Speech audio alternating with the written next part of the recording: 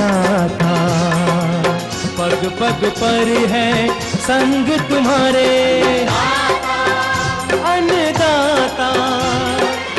लहू किसानों का बन के पसीना सींचता है धरती का सीना।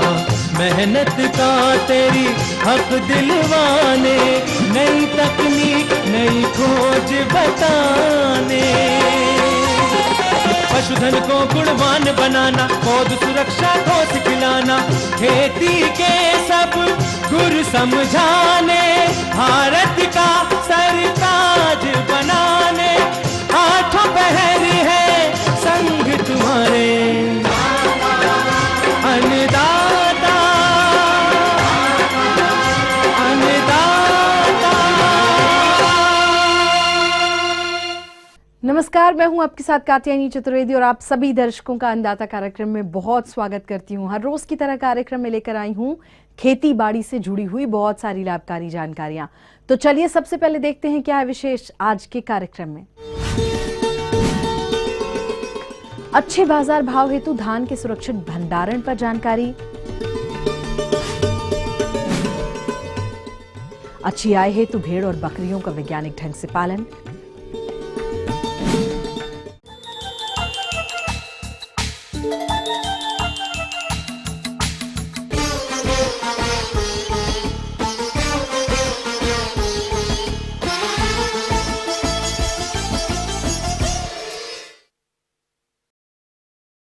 हमारे प्रदेश के अधिकांश किसानों ने धान की कटाई गहाई का कार्य लगभग पूरा कर लिया है और ये किसान इसकी कटाई गहाई के तुरंत बाद धान को बाजार में बेचने के लिए लाते हैं।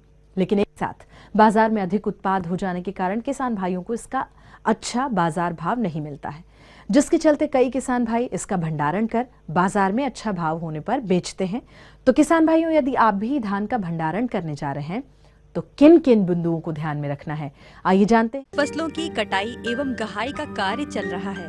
कुछ किसान तो गहाई कर अपने उत्पाद को तुरंत बाजार बेचने के लिए ले जाते हैं, लेकिन कुछ किसान अनाज को भंडारित भी करते हैं। अतः जो किसान अनाज को भंडारित करने जा रहे हैं, उन्हें चाहिए कि भंडारण पूर्व कुछ पहलुओं का अवश्य ध्यान रखें, क्योंकि भंडारित अनाज को विभिन्न कीटों जैसे खपरा, अनाज भेदक, घुन, पतंगे आदि प्रमुख हैं। इसके अलावा अधिक नमी एवं तापमान पर भंडारण गृहों में कवक इत्यादि सूक्ष्म जीव पनप जाते हैं, जिससे कि अनाज की सड़ने की समस्या रहती है। एक वांछित स्तर से अधिक मात्रा में नमी होने पर कीटों द्वारा हानि भंडार गृहों में होती है। यदि भंडारण से पूर्व अनाज को भली भांति सुखाकर इनमें नमी की मात्रा को 8 से 10% कर दिया जाए तो खपरा भृंग को छोड़कर अन्य कीटों का आक्रमण नहीं होगा। तथा भंडारण संरचना में ऑक्सीजन की मात्रा को कम कर दिया जाए तो भंडारण में पाए जाने वाली कीटों की सक्रियता एवं उनके द्वारा होने वाली हानि में कमी हो जाती है। सामान्यतः 25 से 32 डिग्री सेल्सियस तापमान भंडार गृहों में लगने वाले कीटों की वृद्धि, सक्रियता एवं प्रजनन के लिए उपयुक्त होता है। अतः भंडारण संरचना में तापमान को इस सीमा से कम ही रखा जाए। किसान भाइयों, अब बात करते हैं भंडारण में होने वाली हानि को कम करने के उपाय की, जिसके अंतर्गत फसल की कटाई एवं गहाई उपयुक्त समय पर करनी चाहिए। समय से पूर्व तथा विलंब से कटाई करने पर हानि की संभावना ज्यादा रहती है। गहाई से पूर्व खलिहानों को अच्छी तरह साफ कर लें तथा इसके आसपास फैले कूड़े करकट तथा पुराने फसल अवशेषों को नष्ट कर दें। फसल की गहाई एवं मड़ाई पक्के फर्श वाले साफ सुथरे खलिहान में करें। भंडारण से पूर्व अनाजों में नमी 11 से 12% अधिक नहीं होनी चाहिए। यदि अनाज का भंडारण बोरियों में करना हो तो फर्श पर लकड़ी के तख्तों या पॉलिथीन की चादर बिछाकर उन पर बोरियां रखें। अनाज के भंडारण में भंडार गृह या गोदामों की संरचना का महत्वपूर्ण स्थान है। भंडारण संरचनाओं का चयन करते समय निम्न पहलुओं का ध्यान रखना नितांत आवश्यक है। चूहे, चिड़ियों एवं कीटों के प्रवेश की संभावना नगण्य हो। नमी एवं तापमान नियंत्रण की व्यवस्था हो। आवश्यकता पड़ने पर संरचना को वायु रोध बनाया जा सके। आधुनिक एवं वैज्ञानिक भंडारण संरचनाओं का उपयोग करके भंडारण में होने वाली हानि को काफी हद तक कम किया जा सकता है। अनाजों के भंडारण से पूर्व भंडारण संरचना को पूर्णतः कीट रहित कर लेना चाहिए। गोदाम की दीवारों एवं फर्श की सभी दरारों एवं छेदों को बंद करके नीला थोथा मिश्रित चूने से पुताई करनी चाहिए। गोदाम की दीवारों, छत एवं फर्श को मेलाथियान 50 EC 1 मिलीलीटर प्रति लीटर पानी में घोलकर छिड़काव करें। इसी प्रकार अन्य भंडारण संरचनाओं का भी मेलाथियान द्वारा उपचारित कर कीट रहित कर लेना चाहिए। गोदाम में उड़ने वाले कीट पतंगों के नियंत्रण हेतु डाइक्लोरेक्स 10 किलोग्राम प्रति 3 लीटर पानी में घोलकर 100 वर्ग मीटर छेद की दर से छिड़काव करें या निम्न में से किसी रसायन द्वारा गोदाम को प्रधूमित कर लें। एल्युमिनियम फॉस्फाइड 3 ग्राम प्रति टन अनाज की दर से गोदाम को प्रधूमित करें। EDB एम्यूल्स तरल इथाइलिन डाइब्रोमाइड की 3 मिलीलीटर मात्रा प्रति क्विंटल अनाज के प्रधूमन के लिए पर्याप्त है। भंडार गृह एवं गोदामों को प्रधूमित करने से पूर्व इनको पूर्ण रूप से वायुरोधी कर लें तथा इनके दरवाजों, खिड़कियों एवं रोशनदानों को प्रधूमित करने के बाद गीली मिट्टी से लिपाई कर दें। प्रधूमन के 15 दिन बाद गोदाम को खोल करके इसमें कीट नियंत्रण को सुनिश्चित कर लें। यदि समुचित कीट नियंत्रण न हो तो गोदाम को पुनः प्रधूमित करें। यदि अनाज का भंडारण अगले वर्ष के लिए बीज हेतु करना हो तो इसके लिए 1 क्विंटल में 250 ग्राम मेलाथियान चूर्ण 5% की दर से मिलाकर रखें। इस प्रकार के अनाज का प्रयोग मानव एवं पशु के उपयोग के लिए कभी न करें। भंडार गृहों में चूहे भी बहुत हानि पहुंचाते हैं। इनसे रक्षा हेतु भंडार गृह चूहा रोधी होने चाहिए। यदि इनमें चूहों के बिल हों तो सीमेंट तथा चूने के मिश्रण में कांच के टुकड़े मिलाकर इन बिलों को बंद कर दें। चूहों के नियंत्रण हेतु चूहा मारने वाले विषयुक्त चुग्गों का प्रयोग किया जा सकता है। जी हाँ, तो ये थी कुछ उपयोगी जानकारियां। यहाँ पर एक बहुत छोटे से ब्रेक के लिए रुकेंगे, बहुत जल्द लौटेंगे। कार्यक्रम में आगे है महत्वपूर्ण जानकारियां, तो बने रहिए हमारे साथ। सोलर संयंत्र की कृषि में उपयोगिता और इसके रखरखाव पर जानकारी।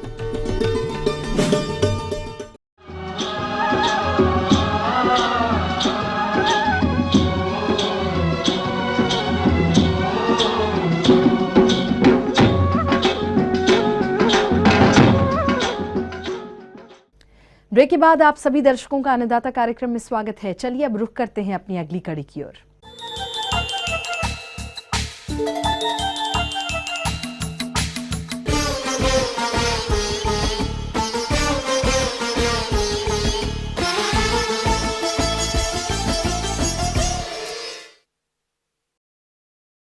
अक्षय ऊर्जा यानी कि सोलर पैनल का इस्तेमाल आज कृषि के क्षेत्र में आवश्यकता भी है और अनिवार्यता भी। तभी कृषि क्षेत्र में तेजी से विकास होगा। आज प्रदेश के बहुत सारे कृषक इसका उपयोग कर रहे हैं और अच्छा लाभ भी ले रहे हैं। तो किसान भाइयों, ये सोलर संयंत्र क्या है और आप इनका रखरखाव कैसे करेंगे, इसकी जानकारी दे रहे हैं जिला मधुबनी के विषय विशेषज्ञ विजय कुमार लाभ।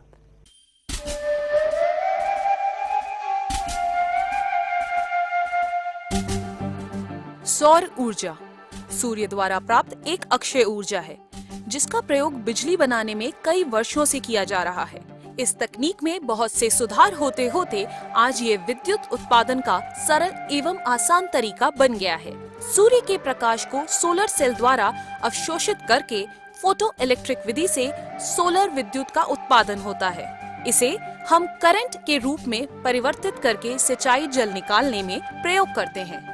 सूर्य से विद्युत उत्पादन हेतु एक मोटर, एक सोलर पैनल तथा एक दिखाए जा रहे ढांचे की निर्माण की आवश्यकता होती है। सोलर सेल, जो कि सिलिकॉन नामक धातु से बनाया जाता है, इसके ऊपर सूर्य किरणें जितनी ज्यादा पड़ती हैं, उतना ही ज्यादा विद्युत का उत्पादन होता है। यह सोलर पैनल 3 प्रकार के होते हैं। पहला मैनुअल, दूसरा स्टैंडर्ड और तीसरा ऑटोमेटिक ट्रैकर पैनल। आइए हम चर्चा करते हैं मैनुअल टाइप सोलर पैनल के बारे में। इस प्रकार के पैनल को सूर्य की दिशा में हाथों से घुमाना पड़ता है। यह कार्य कोई भी व्यक्ति कर सकता है। सुबह के समय सोलर पैनल को पूर्व दिशा की ओर रखते हैं। दोपहर के समय सूर्य की सीधी किरण में सोलर पैनल को रखते हैं और शाम को इसे पश्चिम दिशा में घुमाना पड़ता है। अब बात करते हैं स्टैंडर्ड टाइप सोलर पैनल के बारे में। ये एक स्थायी संरचना होती है, अर्थात इसे विभिन्न दिशाओं में घुमाने की आवश्यकता नहीं पड़ती। इसके पैनल को दक्षिण दिशा की ओर स्थायी तौर पर लगा दिया जाता है। यह सुबह के समय थोड़ी देर से कार्य करना प्रारंभ करता है। इसलिए इसमें एक संशोधित संस्करण आया है जिसे ऑटोमेटिक ट्रैकर सोलर पैनल कहा जाता है।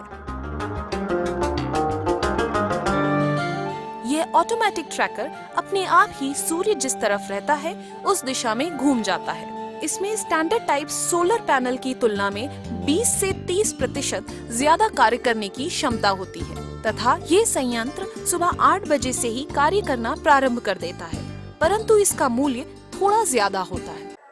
आजकल अनुदान की जहाँ तक बात है तो दिल्ली सरकार से MNRE बोलते हैं, मिनिस्ट्री ऑफ रिन्यूएबल रिसोर्सेज, उनसे 30% की अनुदान तो है आज, लेकिन अलग अलग प्रदेशों में अलग अलग अनुदान की सुविधा उपलब्ध है। जैसे बिहार में पिछले दिनों 90% तक अनुदान था किसानों के लिए। उसमें प्लेट की जहाँ तक बात है तो प्लेट हर तरह का उपलब्ध है। सोलर पैनल जो होना चाहिए कम से कम 230 वाट का रहे तो कम पैनल लगेगा, कम जगह लेगी और एक कम्पैक्ट होगा, छोटे जगह में भी हम सोलर लगा सकते हैं। अनुदान 90% तक यदि है तो मैं बोलूँगा कि लोग वैसे तो छोटे पंपों पे हैं, तो यदि सामुदायिक एक बनाया जाए और सरकार के पास एक परियोजना भेजा जाए तो उस पर भी अनुदान दिया जा सकता है। यहाँ तक सोलर पंप के रख रखाव की सुविधा है तो मैं ये फिर एक विश्वास दिलाता हूँ कि यदि अच्छी कंपनी से अच्छे सिस्टम लिया जाए तो उसमें रख रखाव नहीं के बराबर है।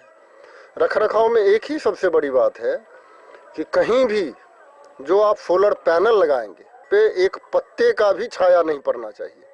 वो पत्ते की छाया से भी, वो चूंकि सीरीज में जुड़ा होता है, पैनल में एक छोटा सा छाया भी उम्र है, उस पैनल की जो उम्र है सोलर पैनल की वो घटा देती है और उसका इफिशियंसी जो है वो बहुत प्रभावित होता है। इसलिए सबसे पहला है कि जब हम इंस्टॉलेशन करें, जब हम उसे बिठाएं तो उसको ऐसी जगह पे बिठाएं जहां छाया एकदम ही नहीं हो, तो ये सबसे पहला है। दूसरा, उस पर जो धूल मिट्टी पड़ता है तो उसे रेगुलर हम साफ करते रहें, रोज एक बार उसे पोंछ दें, बस पानी से भिगो दें या पानी के कपड़ा लगा के भी साफ कर सकते हैं। आजकल डस्टर भी दिया जाता है बहुत सारे कंपनियों से, तो वो करें। और तो इसमें रख रखाव नहीं के बराबर है।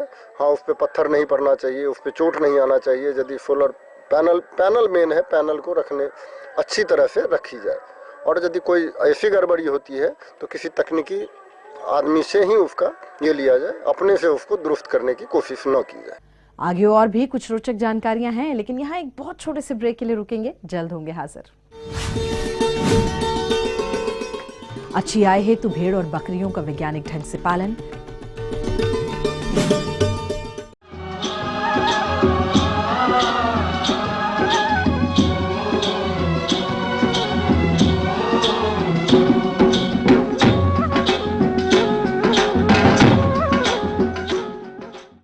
ब्रेक के बाद एक बार फिर से आप सभी दर्शकों का अन्नदाता कार्यक्रम में बहुत स्वागत है और चलिए अब बढ़ते हैं अपनी अगली प्रस्तुति की ओर।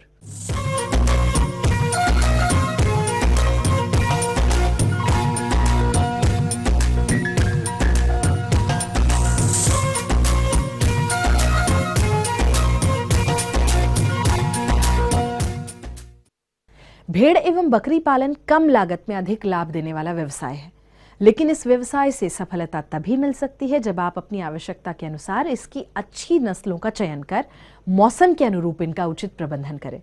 तो पशुपालक भाइयों, आप किस प्रकार से करें भेड़ एवं बकरियों का प्रबंधन, आइए जानते हैं एक विशेषज्ञ डॉक्टर AK वर्मा से। आज हम किसान भाइयों को बताएंगे भेड़ एवं बकरी पालन के बारे में। भेड़ एवं बकरी दोनों पशु ऐसे हैं जिनको हर छोटा से छोटा किसान आसानी से पाल सकता है और उससे ज़्यादा से ज़्यादा इनकम प्राप्त कर सकता है। भेड़ एवं बकरी ऐसे पशु हैं जिनको पालने के लिए पशुपालक को बहुत ज़्यादा मेहनत करने की आवश्यकता नहीं होती है, बहुत ज़्यादा लेबर की ज़रूरत नहीं होती है और उनको आसानी से रखा जा सकता है। किसान भाइयों, ये जो इस समय की अपनी सीज़न चल रही है, सर्दियां स्टार्ट हो चुकी हैं, इसके लिए बहुत आवश्यक है कि हम अपने पशुओं को सर्दियों से बचाना बहुत आवश्यक हो गया है। तो उसके लिए हमें क्या करना चाहिए कि जहाँ पर भी हम अपने पशुओं को रखते हैं उसको चारों तरफ से अच्छी तरह से ढक के रखें ताकि उन्हें हम ठंडी हवा से बचा सकें। और यदि हम ठंडी हवा से उन्हें नहीं बचा पाते हैं तो मुख्यतः उनमें निमोनिया की समस्या होती है इस समस्या में क्या होता है कि पशु के नाक से जो नेजल डिस्चार्ज होता है वो निकलने लगता है, और इसमें क्या होता है, जो पशु के फेफड़े होते हैं उसमें दिक्कत होती है। फिर धीरे धीरे पशु को बुखार आता है और वो चारा पानी बंद कर देता है खाना। इसके बाद फिर कई बार अगर उसे टाइम से इलाज नहीं मिला तो पशु की मृत्यु भी हो जाती है। तो इसलिए इसके लिए सबसे ज़्यादा आवश्यक है कि आप अपने पशुओं को ठंडी हवा से बचा के रखें। उसके बावजूद भी पशुओं को ये समस्या हो गई है तो उनको गुड़ का शरबत आप पिला दें, क्योंकि इसमें थोड़ा ज़्यादा एनर्जी होती है, इस वजह से पशु को ज़्यादा ऊर्जा मिलती है और ठंड का उस पर असर कम पड़ता है। तो एक तो ये तरीका हो गया आप किस तरह से अपने पशुओं को ठंड से बचा कर रखें। दूसरा, उसके अलावा पशुओं में और समस्याएं होती हैं, बीमारियां होती हैं, जैसे भेड़ और बकरी में एक इंटेरोटॉक्सीमिया की समस्या होती है, जिसमें उसको डायरिया की प्रॉब्लम होती है, जो दस्त आना जिसको कहते हैं हमारे किसान भाई। तो इसमें क्या होता है, कई बार पशु जिस समय चरने जाता है, इसका एक जीवाणु होता है जिसका नाम क्लॉस्ट्रीडियम परफिंजेंस टाइप डी होता है, उसकी वजह से ये समस्या पैदा होती है। तो अगर किसी भी पशु में डायरिया की समस्या हो रही है तो तुरंत पशुपालक को बुला के उसकी दवाई दिला देनी चाहिए। अन्यथा क्या होता है कि उनके जो गोबर से ये जीवाणु अन्य जगहों में फैलता है, फिर पशुओं के अंदर जाता है, तो फिर हमारे पूरे झुंड में ये समस्या और पैदा करता है। एक तो ये डायरिया की समस्या हो गई। उसके बाद समस्या आती है एक गला घोटू की समस्या, हमारे भेड़ और बकरियों में भी होती है, जिस तरह से ये समस्या हमारे गाय और भैंसों में होती है। तो इस समस्या में क्या होता है कि पशुओं की गर्दन में सूजन आती है और बहुत जल्दी इसकी सूजन की वजह से पशु को सांस लेने में दिक्कत होती है। तो इस समस्या में एक दवाई आती है जिसको सल्फामिडीन कहते हैं, उसको पशुपालक दे सकते हैं, लेकिन किसी भी दवाई को देने से पहले वो हमारे पशु चिकित्सक से संपर्क कर लें। उसके बाद एक बहुत कॉमन समस्या होती है हमारे भेड़ और बकरियों में खुरपका और मुंहपका की। ये समस्या भी बहुत गंभीर है और ये समस्या एक पशु से दूसरों पशुओं में फैलती है। इसलिए अगर किसी भी पशु में उसके खुरों में, उसके मुंह पे और उसके ओंठों पे अगर छाले से दिख रहे हैं तो पशुपालक को ये समझ जाना चाहिए कि इसको खुरपका और मुंहपका की समस्या है, और उसे इस समस्या से बचाने के लिए एक तो टीकाकरण हमेशा करवा लेना चाहिए, जो भी इसकी सीज़न होती है। जैसे इस समय है, इस FMD जो खुरपका मुंहपका है, इसका टीकाकरण चल रहा है, तो इसका टीकाकरण अवश्य करा लें, तो उनके पशुओं में ये समस्या नहीं आएगी। और अगर ये समस्या हो जाती है तो उसके बाद उनको ये करना है कि एक लाल दवाई आती है, उसका पानी में घोल बना लें। 5 ग्राम दवाई को 2-3 लीटर पानी में घोल लें। उसके बाद जहाँ पर भी इसके छाले हैं उन छालों को उस दवाई से धुल दें, और उसके बाद अन्य उसमें बीमारियां ना हो इसके लिए उनको एंटीबायोटिक्स दवाइयां दी जाती हैं। इससे हमारे जो अन्य पशु हैं वो स्वस्थ रहेंगे। और इसके भेड़ और बकरी में एक और चीज़ होती है, उसको ध्यान रखने की आवश्यकता होती है, जिसको फ्लशिंग बोलते हैं। फ्लशिंग क्या होता है कि जब भेड़ और बकरियों की जो ब्रीडिंग सीजन स्टार्ट होती है उससे पहले उनको कुछ विशेष रूप से दाना दिया जाता है। उसका फ़ायदा ये होता है कि जब वो हीट पे आती हैं या गर्मी पे आती हैं तो उस समय ज़्यादा से ज़्यादा अंडा उनके अंदर से रिलीज़ होता है, तो उन्हें एक बच्चे के बजाय 2 या 3 बच्चे मिलने के चांस होते हैं। तो इससे हमारे किसान भाइयों को ज़्यादा फायदा होता है।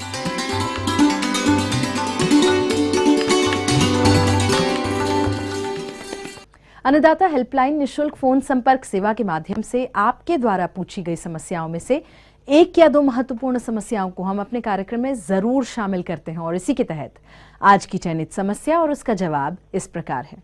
चास जिला बोकारो से भैरव सिंह महतो जी, आप सरसों की फसल में माहू कीट के नियंत्रण पर जानकारी चाहते हैं, तो भैरव सिंह जी आपकी जानकारी हेतु प्रस्तुत है कार्यक्रम का यह अंश। किसान भाइयों, सरसों में लगने वाले कीड़ों की मुख्य रूप से बात करें तो माहू या जिसको अपन एफिड कहते हैं या चेपा कहते हैं, उसका आक्रमण इसमें सबसे ज़्यादा होता है। जिन किसान भाइयों ने सरसों की फसल समय पे बो दी है तो उसमें तो माहू का आक्रमण वैसे कम लगता है। फिर भी जिस तरह से तापमान में अनियमितता हो रही है, वातावरण में अनियमितता हो रही है, उससे फिर किसान भाइयों को सजग रहने की आवश्यकता है। और जिन किसान भाइयों ने 15 अक्टूबर बाद सरसों को बोया है उसमें निश्चित तौर पे मोइले का आक्रमण शुरू हो जाएगा, और इसका आक्रमण किसान भाइयों दिसंबर के अंतिम सप्ताह से लेके मार्च तक इसका आक्रमण रहता है। किसान भाइयों, महू या चेपा जो जिसको कहते हैं, इसकी वयस्क और निम्फ दोनों अवस्था, निम्फ जिसको शिशु कहते हैं, दोनों ही अवस्थाएं हानिकारक है, जो कि पत्तियों से रस चूसती है। अगर महू के नियंत्रण की बात करें तो किसान भाइयों, इसमें रसायन का प्रयोग तभी करें जबकि इसका संख्या आर्थिक हानि स्तर से ज़्यादा हो जाए। इससे पहले आप ये जरूर ध्यान रखें कि जैसे ही माहू का आक्रमण हो गया है तो उस वक्त ग्रसित भाग को आप उखाड़ लें और उसको जला देवें और या गाड़ देवें या नष्ट कर देवें।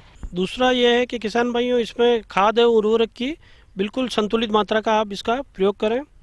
होती कोशिश इसको हमेशा समय पर बो लेना चाहिए, मतलब 15 अक्टूबर से इसको पहले अपने को बो लेना चाहिए।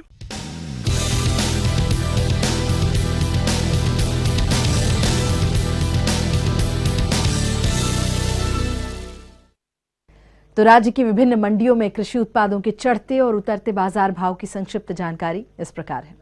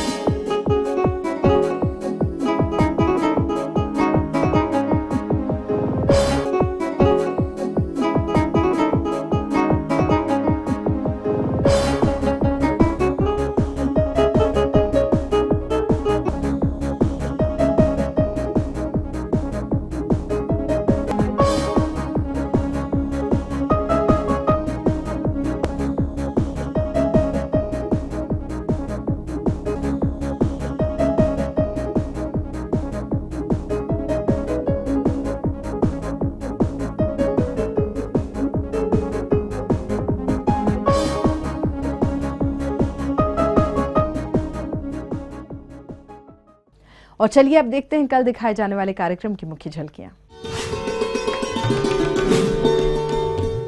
अधिक उत्पादन हेतु गेहूं की फसल में सिंचाई और उर्वरक प्रबंधन। ठंड के मौसम में दुधारू पशुओं की देखभाल पर जानकारी। किसान भाइयों, हम ये उम्मीद करते हैं कि आज का कार्यक्रम आप सभी के लिए बहुत ही उपयोगी रहा होगा। किसान भाइयों, अन्नदाता आपकी सेवा के लिए संकल्परत है और कृषि संबंधित समस्या एवं सुझावों के लिए आप हमें इस पते पर संपर्क भी कर सकते हैं। प्रोड्यूसर अन्नदाता, ETV Bihar Jharkhand, Ramoji film city Hyderabad 501512। साथ ही आप हमें ईमेल भी कर सकते हैं। हमारा ईमेल एड्रेस है annadatabihar@etv.co.in।